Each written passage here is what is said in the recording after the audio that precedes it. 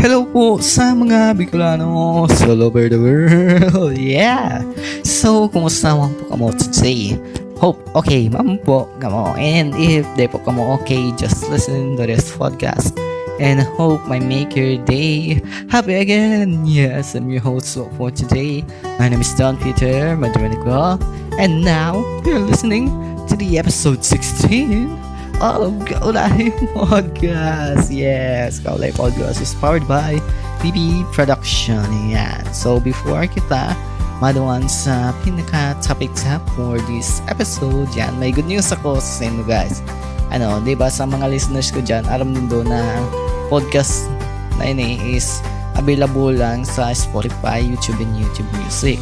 Yan. So, good news. Naging possibility na guys na available ng Kaulay Podcast sa Apple Podcast, Deezer, Amazon Music, and iba pa pong podcast platform. Yes. Nahanapan ko na siya guys ng paagi kung paano po may distribute yung podcast na yun sa iba-ibang platform. Kaya ang ibig sabihin, bako lang sa mga listeners kang Spotify, YouTube ang makakadawang kang podcast ko. Dakol na pong mga madlang tips ang makakahinanyog kang podcast na ini, and mas dakol na Bicolano ang marireach kang podcast na ini. Kaya somehow, thank you very much na nahanapan ko na ni paagi. And kung nagdadaong po kamo sa Apple Music and Deezer, yan, welcome po sa podcast na ini, and hope mag-enjoy po kamo sa paghinanyog. And ini ang episode na ini, episode 16, yan. Saro na po ini sa episodes na magiging available na po sa platform kan podcast, yan. Tapos, ano pa daw? Ay, yun, natandaan ko na. Shoutout kay Taga Bicol Podcast. Yes. Nilay ko kayo sa page ninda gamit yung page ko na Kaulay Podcast. Tapos, di ko aram, manonotice pala ninda. Tapos, nag-status na mag-ulay da kami once makauli na nila sinda. Ang aram ko, host kan Taga Bicol Podcast is nasa US pa sinda until now, yata. So, parang naianon sa FB post na Kaulay Podcast, mag-ulay kita pag-uli me. And medyo na-excited ako. Nagdadang kaya ako kang podcast ninda mga 2023 pa. And magayon para kayong content ninda, and very inspiring and very, sa tong mga Bicolano, since Bicolay Electro yung gamit ninda sa podcast. Kaya, very happy ako na na-notice ako taga Bicol. And kung dadalong po ka mo sa host kan taga Bicol, medyo na rin ako kasi mangangaral nila. And hope sa future, magkaigwang po kita ng pagkakataon na mag-collab. Even though pwedeng virtual or mas magayon in person. Yan, di ba? Okay, so mundo na po kita sa pinaka-topic for this episode. Yan. So, ngunyan po, gagamitan tayo comfort cards comfort cards version 2. Yan. So, balik muna kita sa version 2. Tagli siyang hapot. Okay. And may napili na po akong question. So, if guys gusto nindo na participate sa hapot simbagan or rulay sa episode din, mag-comment lang po kamo. Okay. Yan. So, una na po yung question na napili ko. Yan. Under siya guys sa categorical acceptance. Sabi po kailan mo naramdaman na ang mundo ay hindi patas? So, ulitin ko yung question. Kailan mo naramdaman ang mundo ay hindi patas? Or in Bicol, kasarin mo na mapi na kinamban is bakong patas.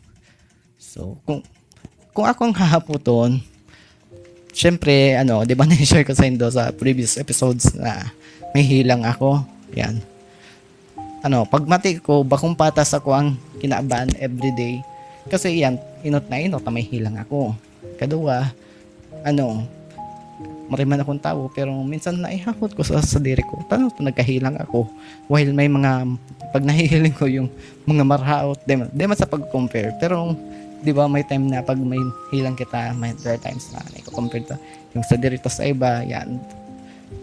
As, God-fearing person, parang naihapot ko minsan na nagkahilang ako while yung mga maraot baga marayang buhay, mayayaman, mga kurap, 'di ba? Naiabot nindo yan, guys. Yan. So everyday ay pagmate ko parang bakong patas. Yan. Tapos syempre bako lang ikang nakakaranas kan. 'Di ba sa barita may nahiling kita na may mga iba na nagiging victim kan crime and bako man magayon yung nagihan talaga ninda. Siguro bako lang ako ang nakamati na no. The world is unfair. Pati din yung iba. Pero feeling ko high chance na mamuti muna bakong patas ang kinabansa sa to kung may pinagdadaanan kita. Lalo na kung good person kita. Gusto ko lang i-share sa inyo guys. So, kung sarap po kamo sa nakamati na bakong patas ang kinabansa sa to, which is namuti ko man, yan, may gusto akong i-share sa inyo na Bible character siya.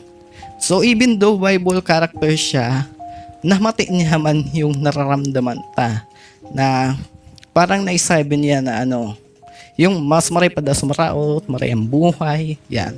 So, babasahan ko sa inyo guys, yun yung sinasabi sa Salmo 73, 3 to 7, yan. Kung may Bible po kamo, pwede din daw subaybayan. So, aramon tagde ko, ano kaya yung isinabi kang Bible character ni na si Asaph? Si Asaph po is parang psalmist siya or psalmista. Saruman po siya sa nagsurat kang Book of Psalms. Yan. So, aramon ta kung ano yung namati niya, kanahiling niya yung pamumuhay kang mga maraot. Sabi niya sa Salmo 73, 3 to 7, hulitan na orek ko sa mga mapalangkaw. Pag nahihiling ko ang katunungan kan maraot, hulitan sa indang kagadanan, bakong makulog. An sa indang hawak, marian salud. Dahil sinda na pupulisaw, araw kan ibang tao. Ninasakitan sinda, araw kan iba. Kaya kapalangkawan ang kulintas ninda kahadahasan ang nakasulot sa senda na siring sabado. Huli sa paging asenso ninda, nagburotlog ang sendang mga mata, ang mga nakamtan ninda, o pa sana ay mahinar ang puso ninda. So, guys, napipil ba nindo yung na-feel ni Asaph? Yan, so, since bako kayo kitang perfect, there's a chance na mapipil ta talaga yung napipil ni Asaph na lalo na ba kung naglilingkod kita sa Diyos, ginigibot na yung maray. Minsan ay hapot na haduta. Arg po kayo na yung naranasan ko. Sa point of view ko, di ko man biniblame si Jehovah God, pero minsan ay hapot kan sa sadiri ko. Pero may magaya na bareta man ang Bible.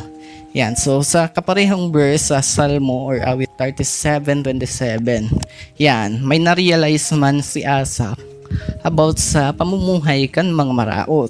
Sabi po igde, totoo ng God na magkakaparara ang mga nagdanaday na narayos sa imo.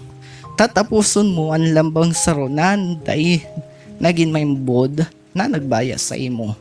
Yan, so po yung tinutukdo kang Bible verse na ini. So even though nahihiling ta yung mga maraot na nag-asenso, parang tahimik, makwarta, pero arugman ka na sa teksto, once na day sinda nagbago, tas umabot yung aldaw ng Diyos, Judgment Day, mapapara sinda. Tapos, ini man guys yung gusto kong i-share pa sa inyo na Bible verse. Yan, kung halimbawa guys, nafe-feel nindo na garong nagiging mapanggana ang marawot. Yan. Ini po yung good news from the Bible. Yan, so sabi po dikit na sa ng panahon na sinamarawot mawara na. Hihilingon mo ang datindang kinamumugtakan asin mayo na sino dyan. Sa verse 11, alagad magiging pagsadiri kan mahuyo ang daga asin makanumpong sinda nila pilabing kaumahan. Huli sa abundang katuninungan. Yan. So sa verse 10, ina-assure sa to ni Jehovah God na dahil na magiging hahaloy ang mga marahon. And mabot na po yung time na kitang mga may bod, kitang mga maray, ang may star digdi sa daga. Kaya sa mabot na panahon, yung maraot ng kinaban na kinaistaranta magiging parehistong daga. Yan. So, nakarecord din yan sa Bible. So, yan po yung Bible verse na gustong i-share sa Indo. And hope nakatabang man po ako na maging panatag yung boat nindo. Okay, yan. So, balik kita sa card. And, uni po yung likod kang card na yan. So, sabi po hindi, the world isn't always fair, pero kaya mong piliin na gawing mas magaan at mas makulay ang landas na tinatahak mo. Yan, so kan nasabi ko. So even doon nakakaranas kita ng maraot, padagos lang kita sa pag-ibo ng marahay. And arrogant, na-share ko sa Indo sa Salmo or Awit 37:10-11.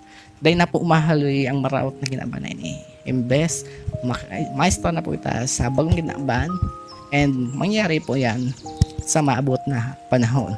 And tandaan po ninyo guys na ang promise ni Jehovah God is laging nagkakatotoo. Yan. So, digdi na po nagtatapos ang episode 9 and hope dako lang po kung naludan. So, ano po yung masabi nindo sa episode 9? I-comment lang po nindo sa baba. Okay. So, I'm your host for today. My name is Don Peter Maderenigua and hope magkairiba ng pag-rari kita sa susunod na episode. Bye-bye!